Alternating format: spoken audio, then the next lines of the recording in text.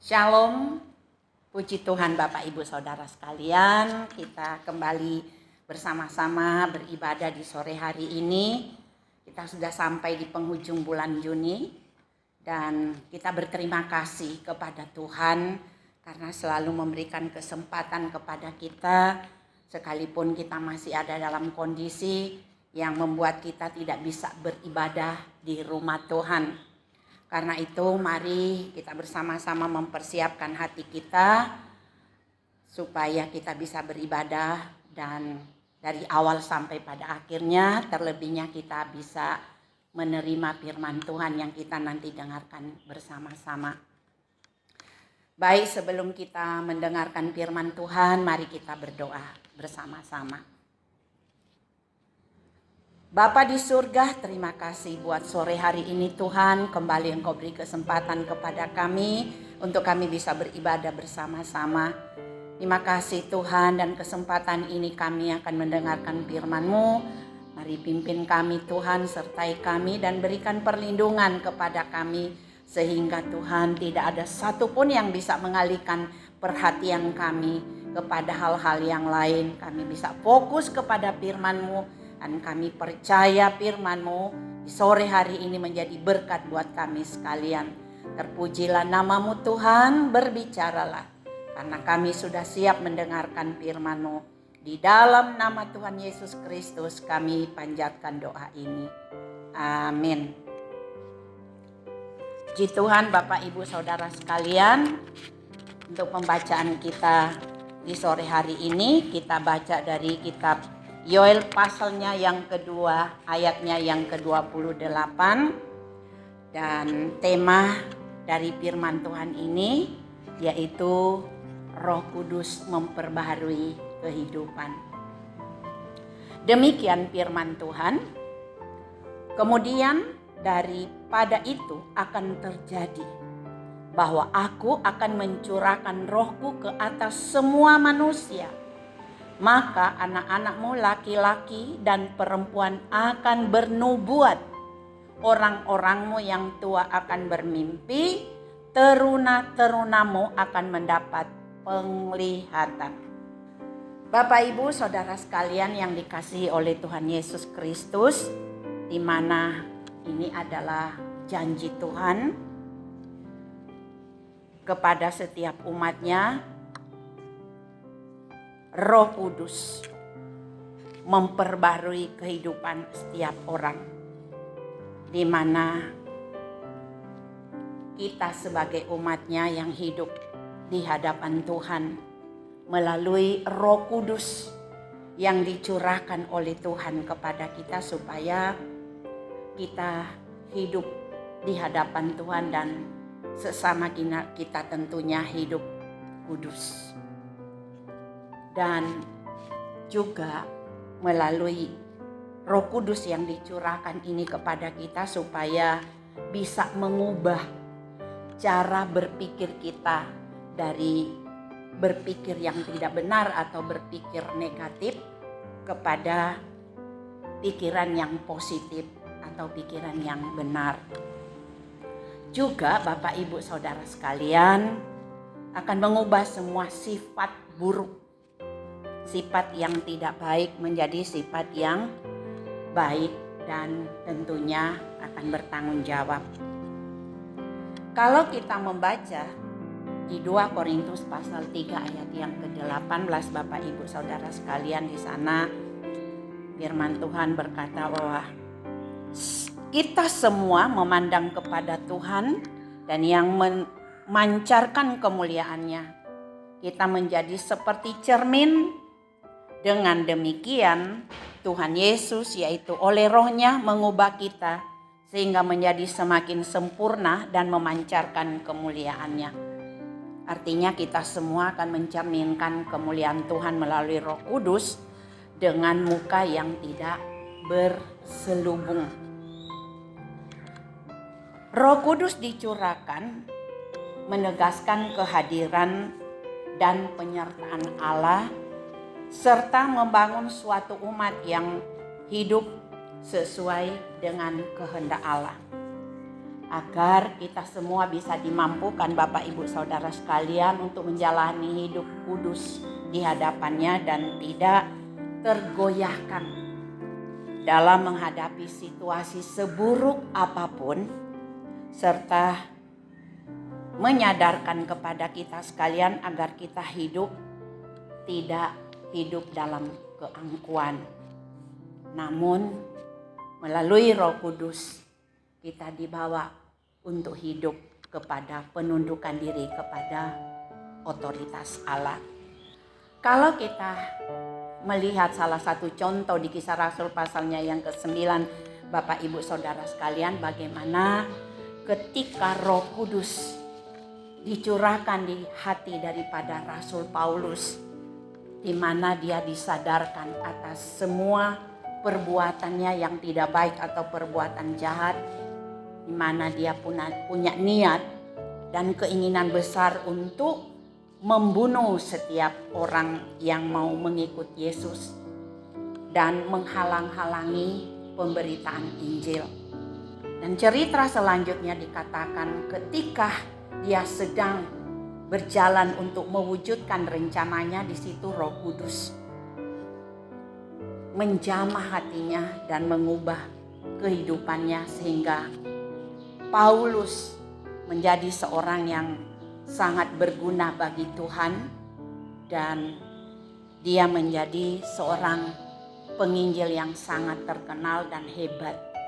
Melalui kesaksian hidupnya, sekali lagi karena Roh Kudus telah dicurahkan dalam hatinya sehingga seluruh kehidupannya berubah. Bahkan di dalam kesaksiannya di Galati pasal 2 ayat yang ke-20 berkata, "Namun aku hidup, tetapi bukan aku lagi sendiri yang hidup, melainkan Kristus yang hidup di dalam aku. Dan hidupku yang kuhidupi sekarang di dalam daging adalah hidup oleh iman dalam Anak Allah yang telah mengasihi aku dan yang menyerahkan dirinya untuk aku." Bapak, Ibu, Saudara sekalian yang Tuhan Yesus kasihi, setiap kita yang telah menerima dan masuk dalam anugerah keselamatan adalah suatu kehidupan yang telah menerima perubahan dari Allah melalui karya Roh Kudus. Supaya hidup kita semakin hari mengalami perubahan dan menjadi serupa dengan Kristus. Tentunya dengan melalui proses yang harus kita lewati dengan ketaatan dan kesetiaan kita pada pimpinan Roh Kudus di sepanjang kehidupan kita. Titus pasal 3 ayatnya yang kelima berkata bahwa pada waktu itu Dia telah menyelamatkan kita bukan karena perbuatan baik yang telah kita lakukan, tetapi karena rahmat-Nya oleh permandian kelahiran kembali dan oleh pembaharuan yang dikerjakan oleh Roh Kudus. Kita belajar dari firman Tuhan ini bagaimana pengaruh Roh Kudus untuk memperbaharui kehidupan kita. Kita melihat di Kisah Rasul pasalnya yang kedua ayat 42 dan ayat yang ke-47 dikatakan di sana bahwa Roh Kudus itu memperbaharui kehidupan seseorang. Kehidupan kita tentunya juga akan membuat kita semakin tekun di dalam pengajaran akan firman. Sehingga ada kerinduan untuk belajar dan merenungkan firman. Di ayatnya yang ke-42 ayat yang kedua menyebutkan, jadi kalau sampai hari ini Bapak Ibu Saudara sekalian, ada di antara kita yang mulai kendor dalam membaca dan merenungkan akan firman Tuhan, mari minta agar Roh Kudus memperbaharui hidup kita. Karena betapa pentingnya bagi kita orang percaya untuk senantiasa setiap hari kita bisa membaca dan merenungkan akan firman Tuhan. Dan kalau beberapa waktu yang lalu di mana firman Tuhan berkata di Roma 10 ayat 17 berkali-kali kita dengar bahwa iman itu timbul dari pendengaran dan pendengaran akan firman Tuhan.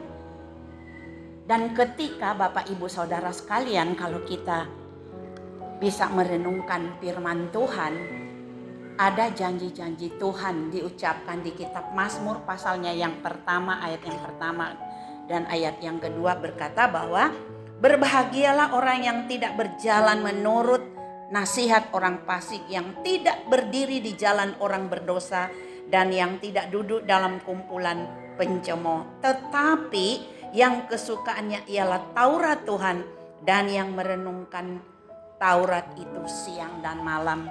Artinya ada janji kehidupan yang berbahagia ketika kita tekun di dalam pengajaran akan firman. Karena itu saya menghimbau Bapak Ibu Saudara sekalian, kalau sekali lagi kalau di antara Bapak Ibu Saudara sekalian jemaat Tuhan yang Tuhan Yesus kasihi, mulai saat ini mari minta kepada Roh Kudus agar memperbaharui kehidupan kita sehingga kita ada kerinduan, ada rasa haus dan lapar akan firman Tuhan. Dan kemudian Bapak Ibu Saudara sekalian, pengaruh daripada Roh Kudus terhadap kehidupan kita, dapat memperbarui kehidupan kita, maka kita juga akan menjadi orang-orang anak-anak Tuhan yang suka memberi, untuk bisa membagi sesuatu yang ada bagi kita terhadap sesama kita. Karena itu Bapak Ibu, ini kesempatan bagi kita sekalian, apalagi kondisi seperti ini mengingatkan kita bisa berbagi kepada siapapun yang saat ini kita tahu membutuhkannya. Apa saja yang ada bagi kita untuk bisa mampu kita bagikan, itu tandanya kalau kita sebagai anak Tuhan memiliki hati yang telah diperbarui oleh Roh Kudus. Selanjutnya, pengaruh kehidupan yang diperbarui oleh Roh Kudus dikatakan di ayatnya yang ke-47, menjadi pusat perhatian dan bisa membawa orang kepada Kristus. Ayat ini bercerita bagaimana jemaat mula-mula saat mereka tekun bersekutu, belajar akan firman, saling membangun, membagi satu dengan yang lain, bahkan kesetiaannya di dalam mereka beribadah, memuji Tuhan, banyak orang yang tertarik kepada mereka dan datang kepada Tuhan. Oleh karena itu, kerinduan kita bersama di sore hari ini, biarlah kita juga meminta kepada Roh Kudus sehingga kehidupan kita juga punya daya tarik. Minta Tuhan mengubah melalui Roh Kudusnya. Kalau selama ini kita mungkin tidak begitu peduli, tidak begitu perhatikan dengan orang-orang yang membutuhkan lawatan dan keselamatan daripada Tuhan, ini saatnya kita bergerak bersama-sama untuk kita menjadi saksi-saksi Tuhan. Selanjutnya Bapak Ibu Saudara sekalian, pengaruh daripada Roh Kudus itu membuat kita kepenuhan kuasa. Artinya kita memiliki hikmat atau memiliki karunia daripada Tuhan. Mana minggu lalu kita sudah belajar tentang bagaimana Roh Kudus punya peran untuk memberikan karunia. Dan di 1 Korintus 12 kita bisa membaca kemarin di ayatnya yang ke-7 sampai ayat yang ke-8 dikatakan Tuhan berikan kepada kita karunia hikmat dan karunia berkata-kata dengan pengetahuan. Itu sebabnya Bapak Ibu Saudara sekalian dikasih oleh Tuhan, di minggu ini lebih diperjelas firman Tuhan bagaimana Roh Kudus membuat perubahan dalam kehidupan seseorang dan dapat mendemonstrasikan kuasa Allah. dikatakan di Yoel pasal 2 tadi bahwa anak-anak akan bernubuat. Artinya mereka akan dapat menyatakan kebenaran atau menyampaikan pesan Allah dengan segala karunia yang beraneka ragam yang telah Tuhan anugerahkan kepada mereka. Nah, kalau kita bisa melihat salah satu contoh di Kisah Rasul 21 ayat 9, di mana di sana dikatakan anak-anak Filipus beroleh karunia untuk bernubuat. Kemudian dikatakan orang-orang tua mendapatkan mimpi atau mendapat visi dari Allah, di mana Tuhan menyatakan kehendak dan rencananya serta secara khusus melalui orang tua. Bapak Ibu nanti bisa membaca di Matius 27, di sana dikatakan khususnya ayat ke-19 salah satu contoh orang tua mendapat mimpi, yaitu istri Pilatus, dan mimpinya disampaikan kepada Pilatus agar suaminya jangan campur tangan ikut-ikutan dengan orang-orang yang mau mengadili Tuhan Yesus. Dan juga di contoh di Perjanjian Lama itu kitab Kejadian pasal 20 tentang Abimelek bermimpi untuk mengingatkan dia agar jangan sampai dia mengambil istri Abraham.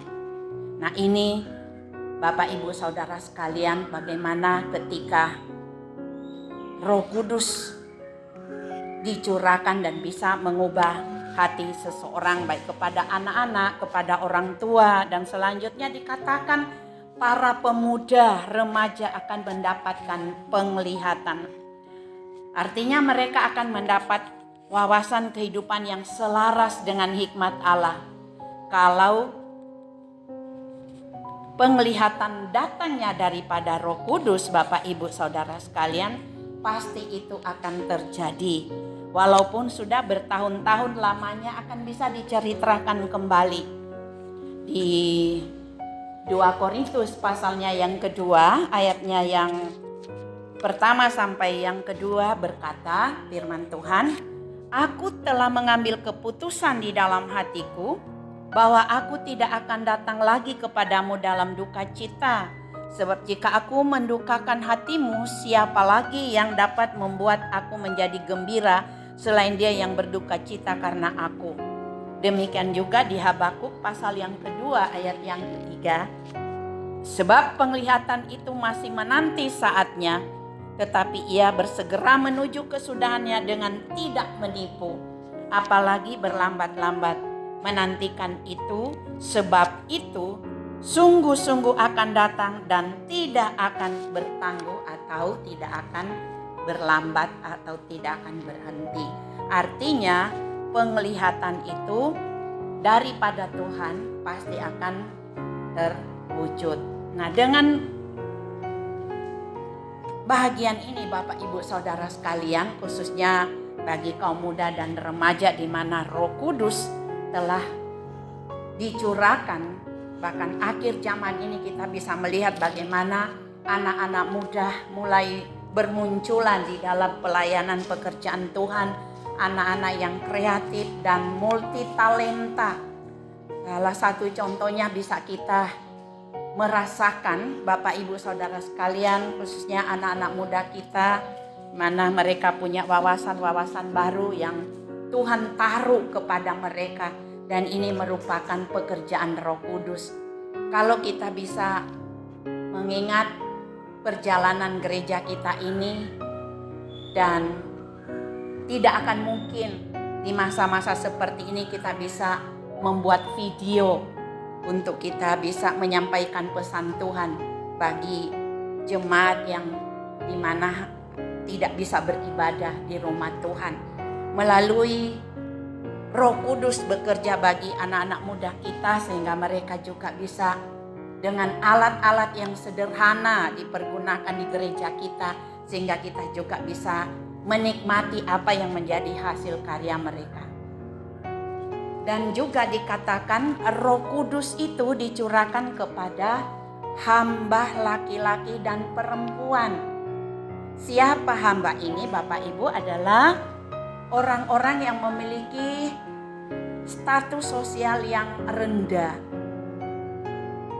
Mereka pun mengalami lawatan Tuhan dan pemulihan kehidupan daripada Tuhan. Oleh karena itu Bapak, Ibu, Saudara sekalian, dari pengajaran Roh Kudus ini dicurahkan buat semua orang, buat tingkatan umur, artinya tidak memandang umur, kecil, besar, tua pun Tuhan mencurahkan kepada setiap masing-masing, dan dengan tujuan tentunya agar semuanya bisa menjadi perpanjangan tangan Tuhan untuk menjangkau jiwa sesuai dengan visi dan misi kita Bapak Ibu Saudara sekalian. Dan juga sebagaimana tema kita di sore hari ini, di mana Roh Kudus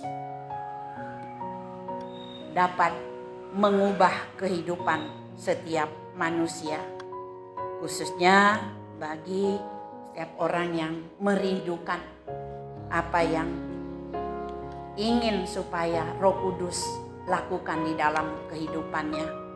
Oleh karena itu Bapak Ibu Saudara sekalian, mari di akhir tema bulan Juni ini kita merindukan supaya setiap saat kita memohon kepada Roh Kudus yang telah dijanjikan kepada kita, di mana Dia satu-satunya penolong bagi kita. Yohanes 14 ayat 6 menjanjikan itu kepada kita. Dan saat Roh Kudus dicurahkan, diberikan, dianugerahkan kepada kita, kehidupan lama kita akan diubah menjadi kehidupan yang baru. Kalau di 2 Korintus pasal yang kelima ayat 17 berkata bahwa jadi siapa yang ada di dalam Kristus, ia adalah ciptaan yang baru. Yang lama sudah berlalu, sesungguhnya yang baru sudah datang. Puji Tuhan Bapak Ibu Saudara sekalian, demikian firman Tuhan yang boleh kita dengar. Sekali lagi, bulan ini boleh berakhir. Tema ini juga tidak akan kita juga bicarakan di bulan yang akan datang, tetapi Roh Kudus tidak akan pernah terbatas, tidak ada batasnya untuk bekerja kepada kita semua, kepada anak-anak, kepada muda-mudi, remaja, kepada orang tua, kepada hamba-hamba juga dikatakan. Karena itu kita bersyukur kepada Tuhan di akhir bulan ini, janji Tuhan buat kita semua. Mari kita terus mengandalkan Roh Kudus di dalam kehidupan kita. Pasti kondisi ini akan berlalu dengan pertolongan Roh Kudus dan kita bisa beribadah kembali di rumah Tuhan bersama-sama. Puji Tuhan. Kita mengucap syukur buat firman Tuhan di sore hari ini. Kita berdoa. Segala puji syukur Bapa di surga kembali kami persembahkan kepada Engkau Tuhan. Terima kasih buat firman yang boleh kami dengar di sore hari ini. Mohon Roh Kudus Kau meteraikan di hati kami, sehingga tidak hanya kami dengar, tetapi kami bisa melaksanakan di dalam keseharian hidup kami. Tuhan, biarlah apa yang sudah kami pelajari 1 bulan ini, Tuhan terus ingatkan kami, supaya kami juga bisa menjadi saluran berkat bagi orang-orang yang belum mendengarkan. Terpujilah nama-Mu Tuhan, kami mau mengucap syukur atas firman-Mu. Kita angkat kedua tangan kita bersama-sama, kita terima berkat. Terimalah berkat anugerah daripada Allah Bapa kita, kasih sayang daripada Tuhan kita Yesus Kristus, serta persekutuan daripada Roh Kudus menyertai dan memberkati Bapak Ibu Saudara sekalian sore hari ini sampai selama-lamanya. Di dalam nama Tuhan kita Yesus Kristus, setiap kita yang percaya atas janji dan berkat Tuhan, bersama-sama kita katakan amin.